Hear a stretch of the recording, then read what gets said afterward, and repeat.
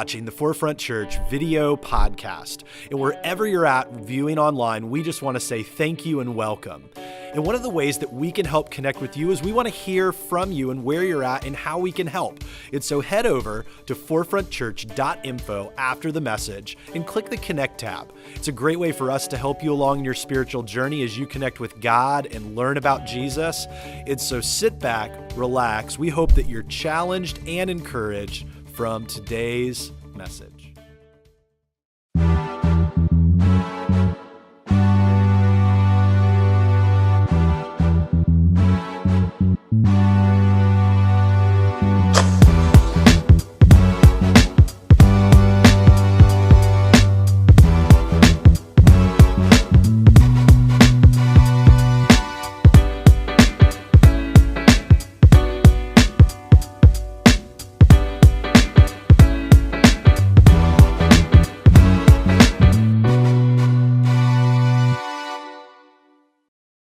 Welcome everybody that's watching online. Welcome you guys. You doing all right? Man, it's always cool to see a full room, and this is probably a great time to say that over at forefrontchurch.info under the events tab, you'll see that in a few weeks, 5 p.m. service is coming back. Yeah. There are some of our Forefront After Dark people. If you don't know what that hype is about, you have not experienced Forefront After Dark. And so I will say this as an aside, for those of you guys watching online, you guys here this morning, the reason that we go to 4 services is because we want to make sure that every single person can encounter the love, grace, and joy of Jesus. And so if you're sitting here this morning going, man, I'm a little introverted and I don't like sitting this close to human beings. You love people, but you're not sure if you like them that much. And so I want to encourage you, one, that 5 p.m. is coming back in a few weeks. Check out the info online. I would highly recommend that you come to our 5 p.m. service. There's a lot of perks. One, you get to sleep in, which is fantastic. The 5 p.m. people, they're my people. So not that you're not, but there's something about being able to sleep in, grab brunch, go to the beach, and still get your church on. And so I would encourage you, and if you just go, man, I am a morning person, but I really care about seeing people meet Jesus, and I would love to give up my seat. This is the most congested hour in our children's ministry and in here. You just go, you know what? I care enough about people that, man, you know what? I'll take one for the team and sleep in and come to 5 p.m. And so, it's dual purpose. You're on mission and you get to sleep in. And so that's just a little aside. We are in week 3 of our series, Legacy. I am not preaching the last week of this series. We have a guest speaker coming in next week. Caleb Kaltenbach is a friend of mine.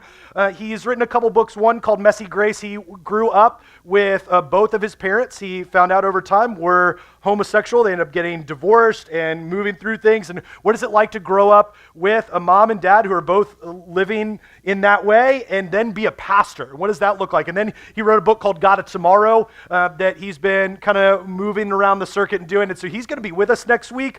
I challenge you to not miss next Sunday. He is bringing a phenomenal message about legacy and what it means to leave that, especially when we have a community. People ask us all the time, well, Forefront's great. Forefront's, we're watching people come to Jesus and it's growing, and we're watching baptisms happen all the time. And man, that's awesome. They go, man, the church must be busting at the seams. I go, well, while I love that, there's still roughly 130,000 people just in our city who don't claim any type of faith or being a part of a church. And so my thought is, well, we still have a lot of work to do. And so as a church, I want to encourage you to be about that. And so Caleb's going to be sharing with that.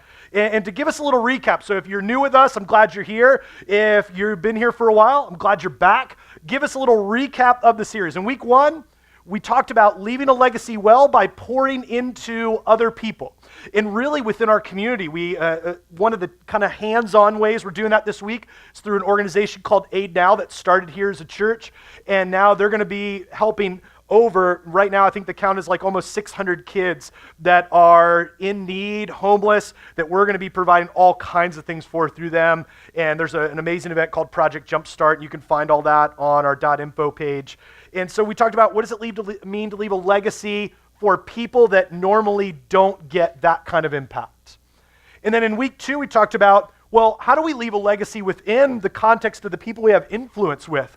Our friends, more specifically our family, whether you have family, whether or not you're married with kids or whatever, you have people around you that are looking to you, if you claim faith, to leave a legacy, to pour into them. They're counting on you. And what does that look like? And over the course of the last couple weeks, leading into today, as I was going over the message, I started getting texts and email messages and go, Jason, I want to pour into other people. Man, I'm going to sign up for the Aid Now thing. Awesome, cool. I'm going to bring underwear for the kids that need it. Cool, awesome. Man, I want to be able to pour into like my friends and family, but, and I go, okay, but what?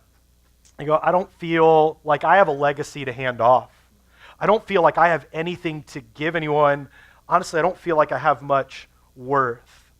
And I started getting these messages that popped up from people going, I would really love to do that, but I don't feel good enough and purposeful enough to leave a legacy. And I shared with one of the people, individual, and then we had this conversation with all of them. I said, well, the problem is you're hung up on the fact, I said, I'm not good enough. You're hung up on the fact that you're not a cheese grater.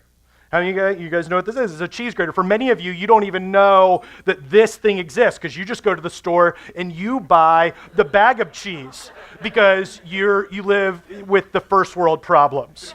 But this is a cheese grater, and I explained to them, what does it look like? If we're going to get into legacy and those other places, we kind of need to rewind this.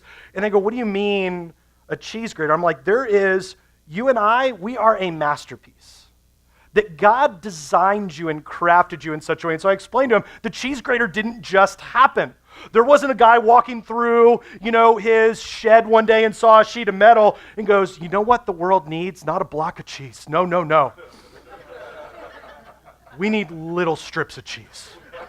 That'll revolutionize the world. No, he didn't just go, they'll figure it out. No, he took the time. He goes, you know what? There's a problem that needs to be solved, and I'm gonna solve it.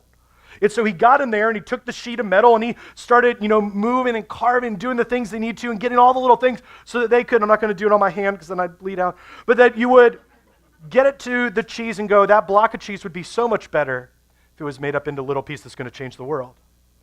You see, even we take some of these things for granted. There's such a craftsmanship involved with this. As I'm explaining to this person, I go, you are crafted for purpose. The problem is, you look at the cheese grater life and go, that's not me. I'm just an apple slicer. And these things are amazing. I didn't even know these existed until I met my wife. For my entire life, I was chopping up apples with a knife. She said, why are you doing that? And I was like, what are you talking about? She said, we have an apple slicer. I said, what wizardry is this? She walks over to the little drawer and pulls this thing out. I'm like, that looks like a medieval torture device. And she said, oh, no, it's even great. And she pulls it out and she goes, and I said, whoa. Go ahead, Harry Potter. You see, she sliced this, and I was like, that's amazing. As I was sharing with my friend who is saying, man, I want to leave a legacy, but I don't feel good enough. I say, you know what, I feel like all I can do is this. And, well, I watch people, and they can get up on stage and they can sing. And I watch people, and they can work and do things with the computer, and I couldn't do that. And they were even sharing, they're like, I always burn my coffee. And there's people that make coffee and it's good. I can't even do that. And don't even get me started as they're going on about the people that teach kids and they have patience with children. And I can't, because all I can do is this, and I don't feel like this is good enough. And I'm just like, man, but that's what happens in life, and especially within the church. We look at our existence and we look at how we were designed. We go, but there's no way that I could ever do that because look at what they can do. And we start measuring ourselves up. We've been conditioned by this more and more as we look at social media. That we see somebody's vacation and go, oh, I'll never be able to do that. And what they didn't post was the breakdowns that happened, the fights and everything else. And you go, oh, I didn't see that side of it. And yet we come to the context of community and legacy. And we go, you know what, I could never be the person that could do that because just look at who I am. And I tried to explain to them, you have a purpose. You know what? And you keep saying, I could never grate cheese, but that cheese grater can't slice an apple. And you were made and designed specifically for a purpose. But we just don't need apple slicers. We don't just need grated cheese, although that sounds real good. Yeah. We need the knives, we need the forks, we need the KitchenAid mixers, we need it all together. And as I was talking with this person, they're just like, you know what? I can't do this. And I said, you were never meant to. You know what? I feel like I need to isolate myself. And I said, now more than ever, when you feel like you don't have purpose is when we need to gather all the utensils together to encourage one another to the end that every one of us can leave a legacy. But the only way that we can do that well is if we're taking time together to encourage one another. And if you don't get anything else over the next 20 minutes that we're together, my hope is that you'll get this. That legacy leavers will step in for others because someone stepped in for them. And that someone is Jesus. And if you don't get anything else, my hope is that you would hear that Jesus stepped in for you, and so we must be people who value one another, who go, there are people that think that they're not good enough, and I have moments and you have moments where we don't feel like we're good enough, and we measure ourselves by what other people do when we were never designed to do that. That God made us uniquely for a purpose. And the church is amazing when all of it comes together. When every single person, the person that can sing, and the person that runs computer, and the person that stands out in the parking lot and waves at cars and makes sure that your children who you're not watching don't get run over. Because you're a good parent, but you're not always that good.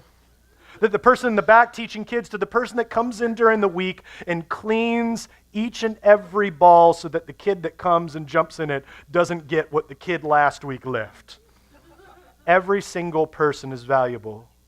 But we don't know that until we're really living in community with one another. And I love the way that this unfolds in the biblical account that we're looking at today over in Job chapter 2. If you have a Bible, why don't you turn over there? Job chapter 2 is where we're going to be. And if you don't have a Bible, 2 ways to get those. We say this every single week. You could stop by the Get Connected table in the lobby, or you can go to forefrontchurch.info. That is like our digital connections table. Everything that we have going on is there, and you could swipe over to notes, click that, and everything that we're going to talk about in the message today is laid out right there for you. And so you can kind of move along, especially if you kind of get sidetracked and you're like, the hamster falls asleep at the wheel, all of a sudden you're like, squirrel. Keep that, use that, scroll along, and that's where we're going to be at today. And I want to kind of make a confession here, that in this passage in Job chapter 2, I've always preached this over the past 20 years from the perspective of Job and his hurting. You see, the story of Job goes like this. Job was a guy who followed God. And as he followed God, there's this conversation that happens between God and Satan. He goes, you know what? Satan kind of goes, of course Job follows you. Nothing ever bad happens to Job. He's just kind of, if something bad happened to him, he would surely abandon you. And so God goes, you know what? I believe that Job is stronger than you think. You can do anything you want besides take Job's life. And I firmly believe that Job will continue to follow me.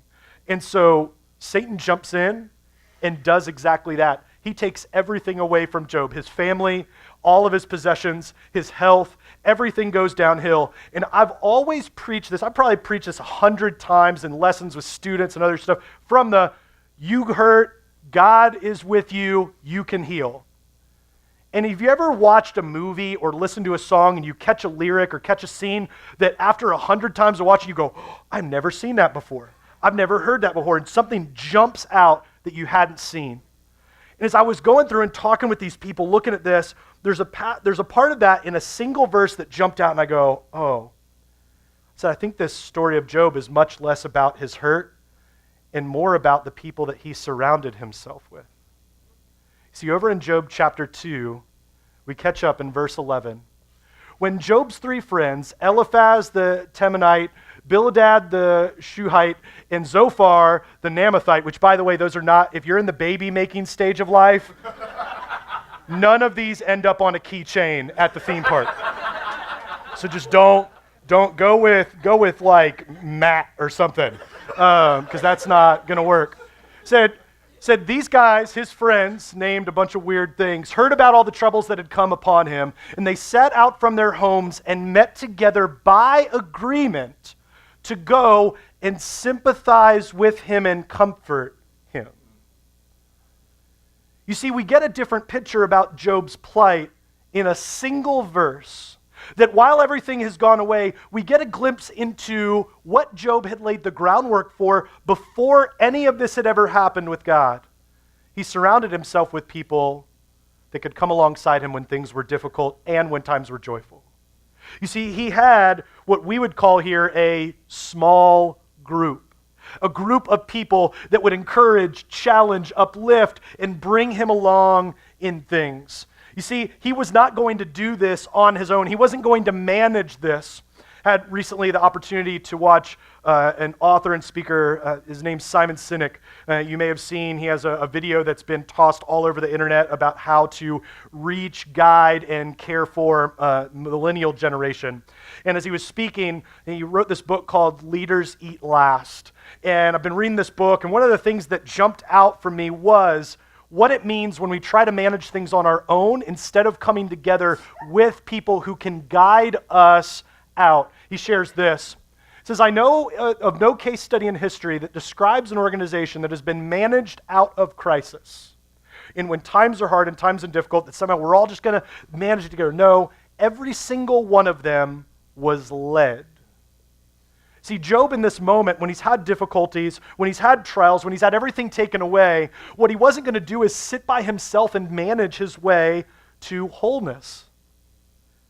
See, verse 11 shares with us that he had 3 friends that said, you know what, times are hard and we want to help you. And we know that you want to not have anybody around, that you want to, in the words of Fleetwood Mac, go your own way. That you just want to do your own thing, figure it out. And you know what they said? No, we're not going to let that happen.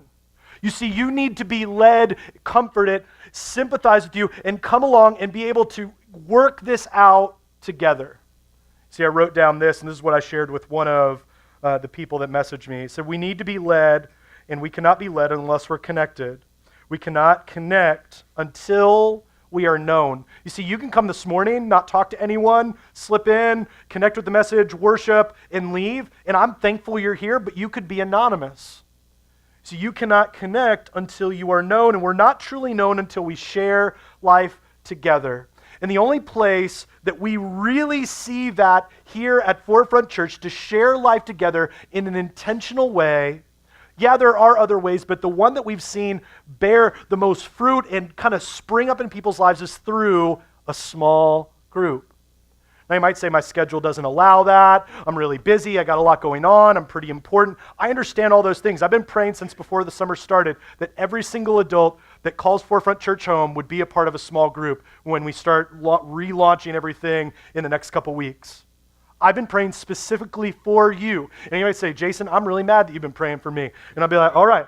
Because I've been praying that if there's something that's going on in your life that's been holding you back, that would be released. That God would change something in your heart, whether you're close to God or you're still searching and all these things, that there will be open doors that you go, man, I never thought in my life, because I'm terrified as an introvert, I am terrified about sitting in a living room with people that I don't know, sharing about things about my life. That's the last thing I want to do ever.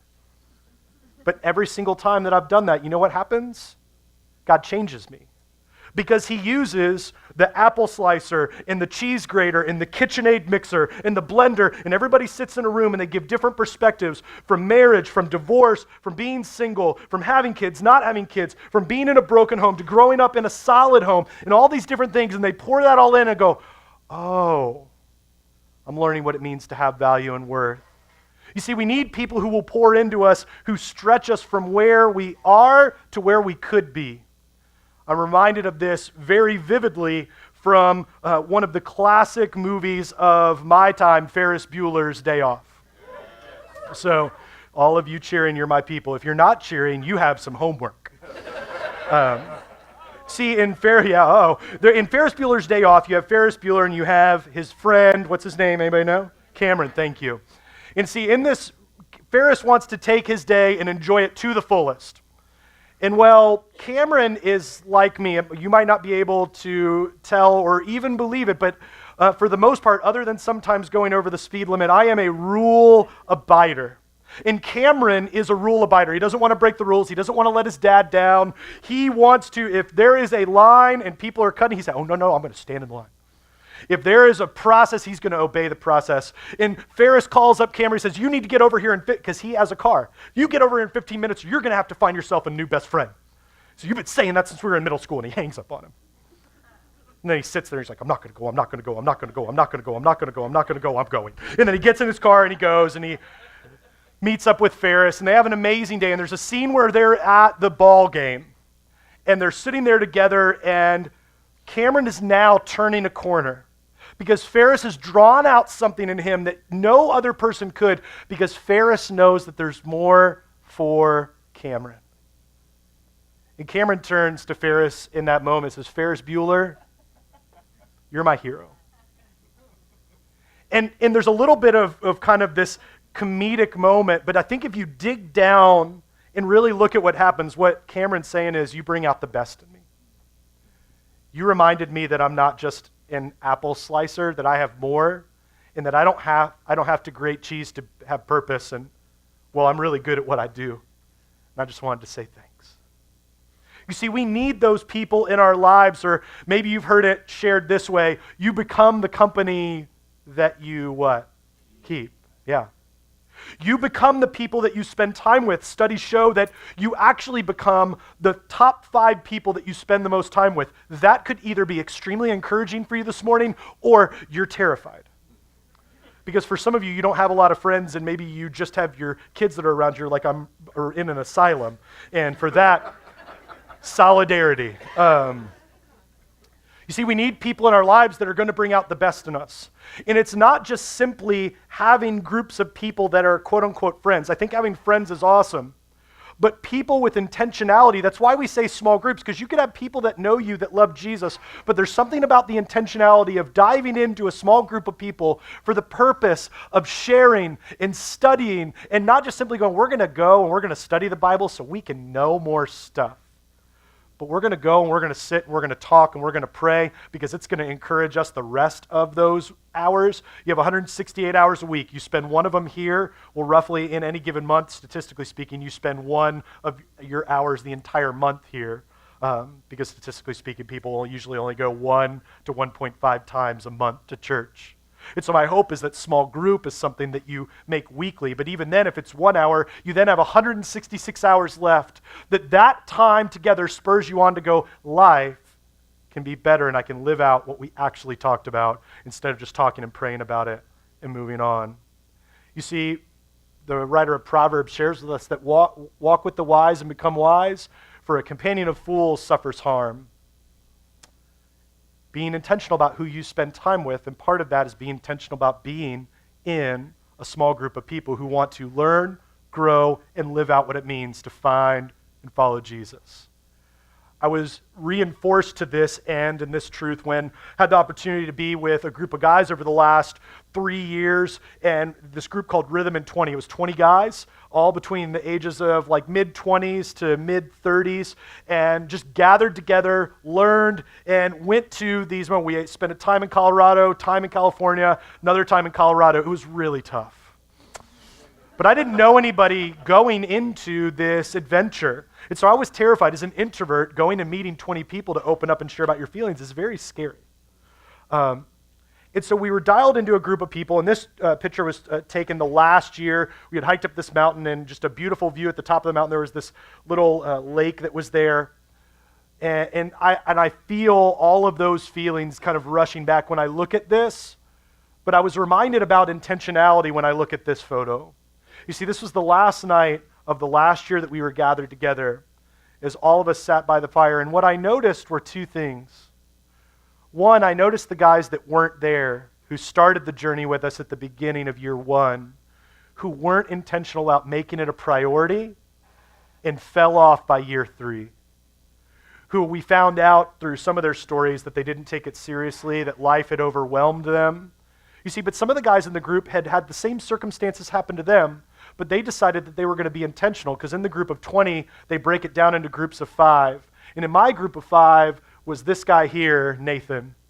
And Nathan and I hit it off really well. He is a little younger than I am, but he was going through some life stage things that were very similar to my wife and I. And as I was talking to him about things, he started to share about some of the struggles they had with being able to have a kid, and things were difficult. And I got to share with him the fact that my wife and I had had a miscarriage and what those things meant, and that was difficult for us. And we just hit it off, and even to this day, 3 years later, we talk about once a week. And I look at the intentionality that I have. I'm a better follower of Jesus because of Nathan, and Nathan would say that he's a better follower of Jesus because of me. But because we were put into a group with intentionality to say we want to leave each other better, and that doesn't happen when you're just simply friends. You can have a lot of friends that will meet with you and do things with you, but sometimes they'll get it wrong. And see, here's the thing. While we're excited that Job's friends stepped in and loved him and cared for him and wanted to help him into something new, they did not get it all right. And I want to let you know that there's going to be some times where you invite people into your life that, well, they kind of drop the ball. And that doesn't mean that God has failed. It just means that people are human. And we want to catch up about 40 chapters later in the book of Job to see how these guys have kind of dropped the ball. See, after the Lord said these things to Job as he was talking with him, because Job has spent the last 40 chapters being encouraged by his friends and then also saying some things that were a little bit off. It says, after he said these things to Job, he said to Eliphaz the Temanite, I'm angry with you and your two friends because you have not spoken the truth about me as my servant Job has. So now take 7 bulls and 7 rams, go to my servant Job, sacrifice burnt offering, basically reconcile what's happened. My servant Job, he's going to pray for you.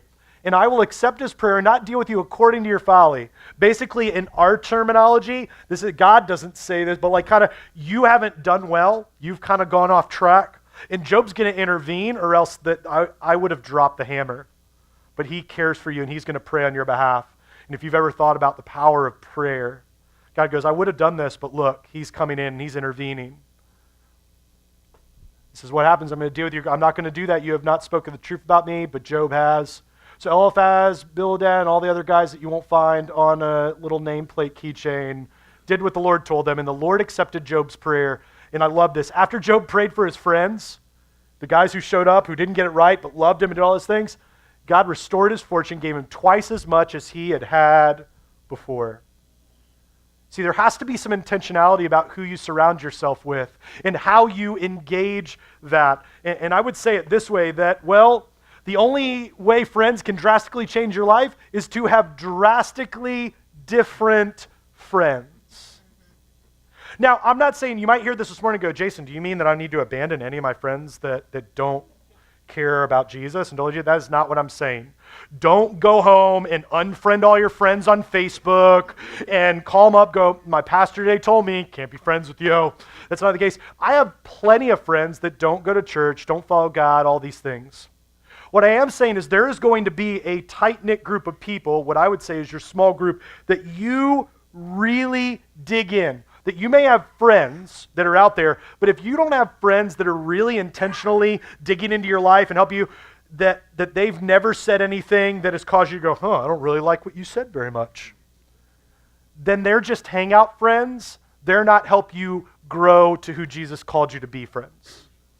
And there's some key things that you can live out and you can expect in other people when you're in the setting of a small group that will drastically change your life and theirs.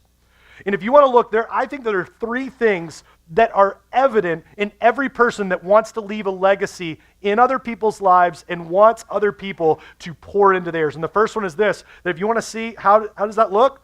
Well, the first factor is that that's someone who's pouring into your life, and that group of people, they follow Jesus. Now, I want to make note, I did not say a group of people that love Jesus. And you might go, well, isn't that one and the same? There are days where I follow Jesus where me and him aren't always on the best of terms. There are days where I have a bad day and I'm mad at God.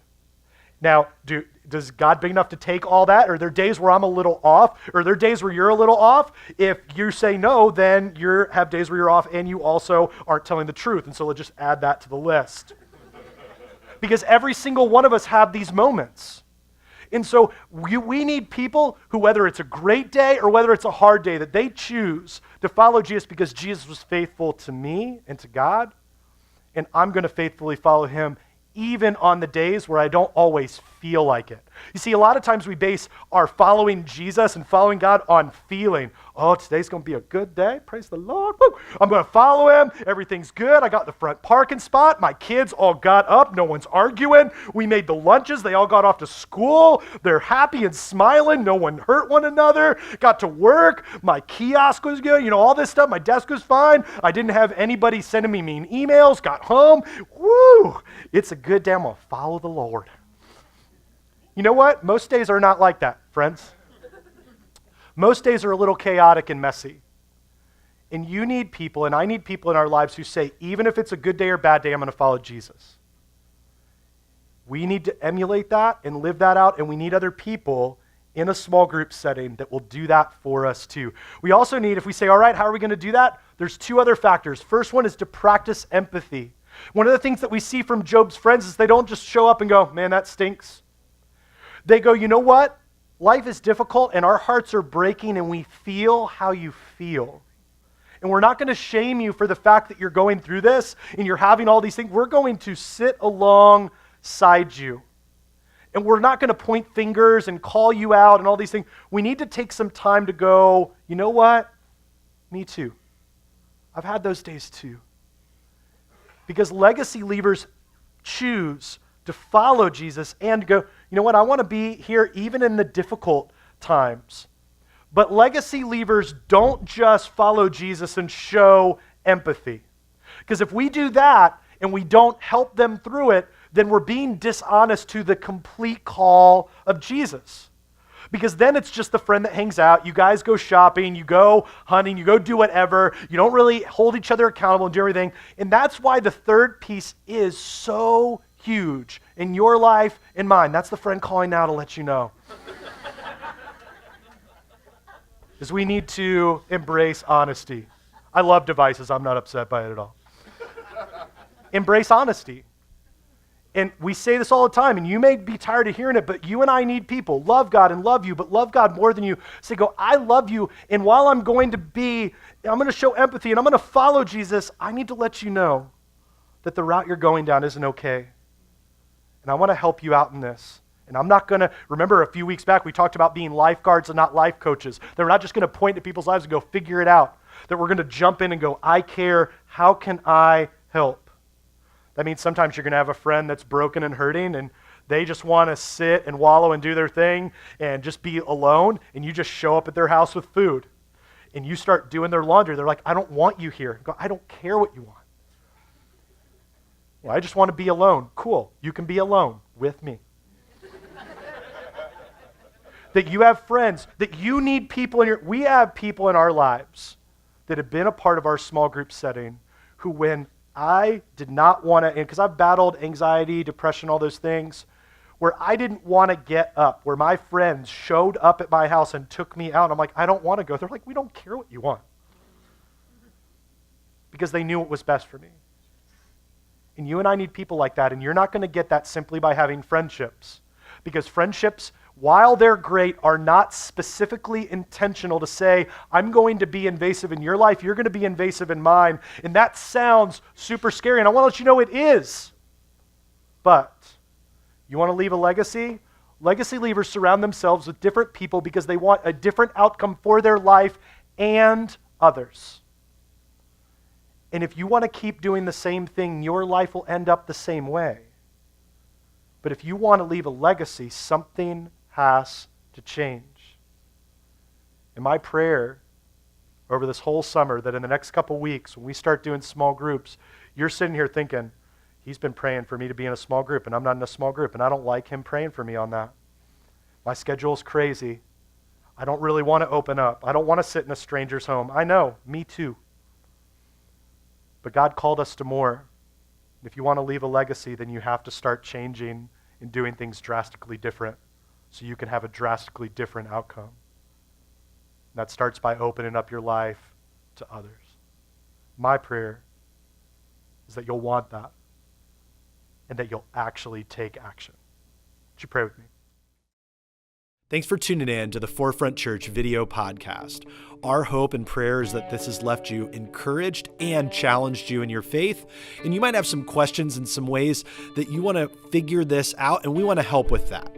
Head over to forefrontchurch.info, and there's a couple different ways that you can connect. Click the Connect tab and let us know how we can be praying for you, or a staff member can be contacting you this week. Maybe you have just been encouraged by this and want to support the ministry here at Forefront Church. You can click the Giving tab, as well as other tabs that are in there to help you along in your journey with God. And so we're thankful for you. Thanks for tuning in. And we cannot wait to see you again here online on the video podcast. We love you, and we'll see you then.